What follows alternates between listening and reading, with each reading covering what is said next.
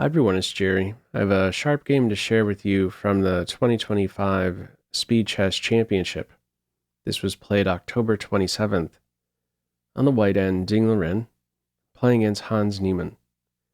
Time controls are 3+1. It should be noted, Hans Niemann won this match convincingly by a score of 18-6. All right, this one here, one of the few that Liren won, a 32 mover out of this Ruy Lopez. A6 Morphe defense.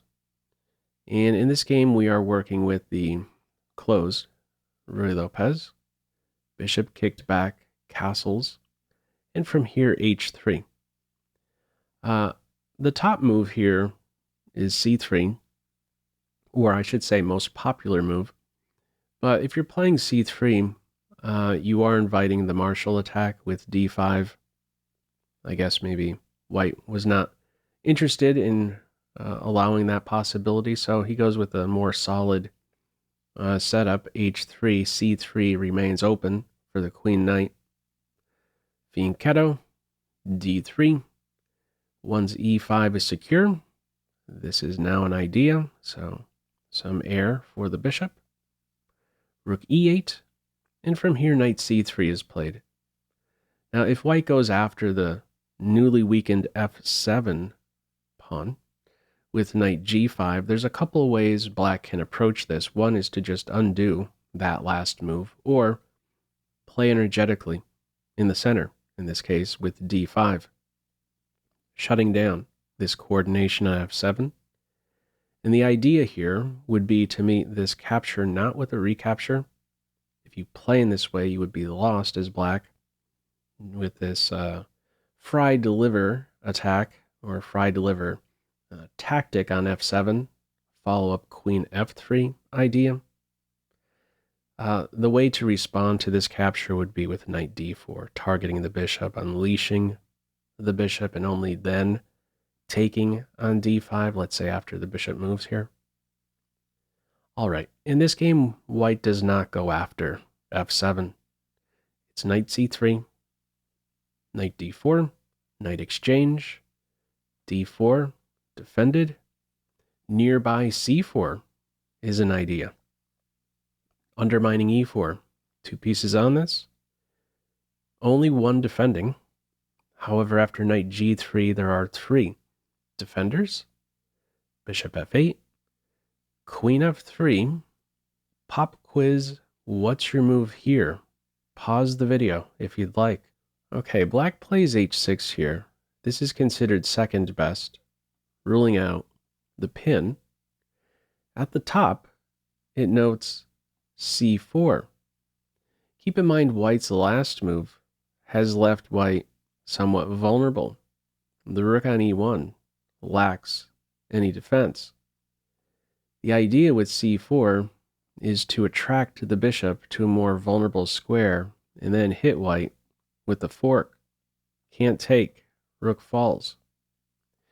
This runs just a hair deeper. It's looking at e5 and then the exchange of light square bishops.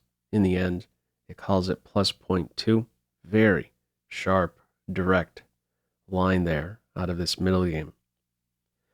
All right, c4 is not played here. Another detail, if c4 and bishop a2, it's looking at d5, and if I'm playing the white pieces here, I'm really not going to be too thrilled about this bishop on a2. It's really just biting on a rock. c4 seems very solid. Anyhow, c4 not played. It is h6, knight f5, and from here bishop c8 is played. This is top. Immediately questioning this pesky piece. Nearby, if this knight is allowed to sit for too long, you're looking at queen g3. There's going to be an accident happening on these dark squares. Bishop knifing in. That could easily be a big, big problem for black. So immediate pressure placed on this piece could be removed at any moment. From here we have bishop d2. Keep in mind queen g3. That would be a huge blunder. Knight falls.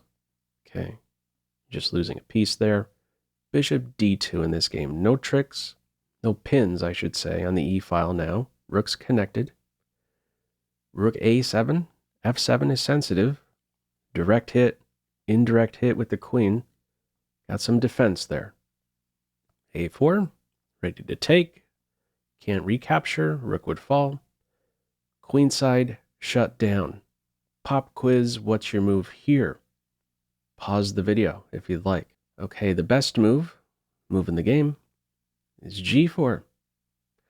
Looking forward to a fork. Carving out a square for the bishop here. Black's response is bishop e6. Now, if you try to sidestep this fork idea, g5 with, let's say, knight d7, this would be a great error. The rook no longer defends f7, and there would be a tactic here. Knight takes h6. Take the knight. Checkmate in 2.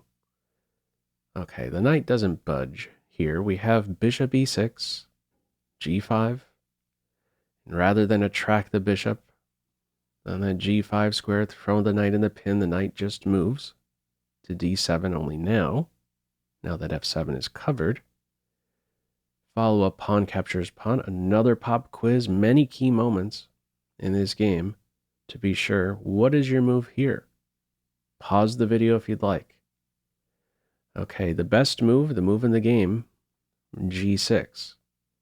Now, capturing on h6 would be crazy. Open g file, white will be making use of that file real quick. Also, capturing on b3. White's not recapturing. Best here would be to swipe the big 2-point pawn. Complete disaster there for black. Both bishops would still be under fire there. That's going to be a big problem. Best here, move in the game, g6 it is. Bishop captures bishop. One more pop quiz. What's your move here? Pause the video if you'd like. Okay, in the game, black inserts knight e5, and this ends up being a great blunder. What is best is to recapture on e6 straight away with the rook. In response to rook captures bishop, it likes queen g3. In response to pawn captures bishop, queen g3 yet again. And this is a really cool line, actually. This last move, if black was capturing here on e6 with the pawn, double attack. Second attacker now on d3. The point here is that you can afford to give up this knight because this pawn now falls with check, and there's going to be a big problem now on this e-file here. What do you do about the pressure here on e? You want to maintain control over the e-file. Playing rook a8, this here is an idea. Hitting the queen, trying to kick the queen away from defending the rook. Also, bishop f6 can maybe hit. If black first exchanges rooks and then goes for a queen exchange, here's the thing, white can afford to play this position without the queens.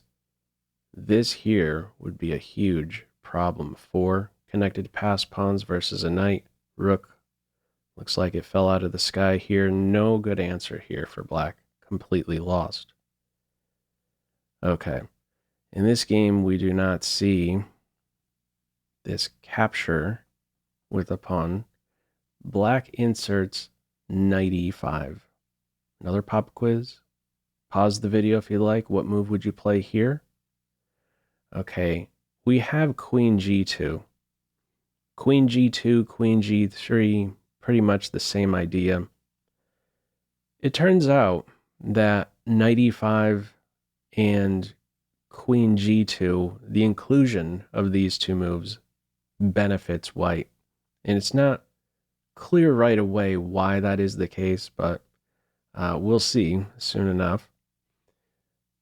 If you try here to first capture on f7 and only then react to this threat, that would not be a good idea. You're winning a pawn, yes, but black is benefiting in a couple ways. One, this rook has this wonderful activity, and two, you've lost a move by playing in this way, not reacting immediately to this threat. Black would be for choice here. Valuation is reading minus 1.5 with some knight G7, knight F3. Okay, too complicated. All right. Ding. Not attracted to the material here, just addresses the threat straight away. The queen on a more active file opposite the king. Only now do we see the bishop picked up. Knight, challenge, can't take, got a pin here. Knight D7, King H1. What an awesome move here, inviting one more piece into the attack here. There's now a battery. This was the downside, really, of including Knight E5 and Queen G2. White is now just a step away from forming a deadly battery on the G file. Black unpins the G pawn, but the knight still does not have to go anywhere. Rook G1. From here, knight F6 is played. If you take the knight, it's a checkmate into Queen G8, Queen H8. In this game, knight F6. Now comes knight G7, hitting the rook. Bishop captures knight is played here. If the rook plays to E7, we would see the same follow-up. So let's see what this is. In the game, bishop captures knight. We have now F5. The big prize here, the big square to key in on, is G6. White is just hammering away at this point now. Crashing through, you can't take, checkmate.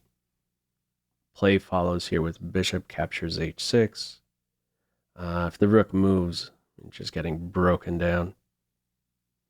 Pawn takes on G6. All right, in this one, it's bishop captures H6. Pawn takes rook. Bishop takes bishop. Don't care about this bishop. We want G6. Pawn takes pawn. And now how do you defend this light square? No good answer to this, really.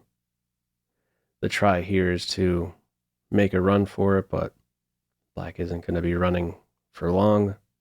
Queen takes G6 check. King F8. And move 32. Queen G8 check. And black resigns. You could have also played Queen G7, and after the king moves, promote to a new queen with double check. Okay, either way, still completely crushing here. If King E7, you could exchange queens and then get a new queen straight away. If knight captures queen, we could play this one out straight to checkmate.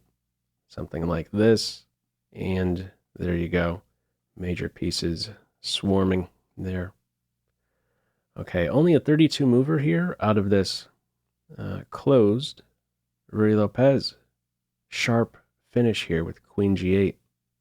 Your thoughts with this one? Feel free as usual to leave any feedback to this video in the comment section below. Hope you enjoyed it and maybe took a thing or two away. That's all for now. Take care. Bye.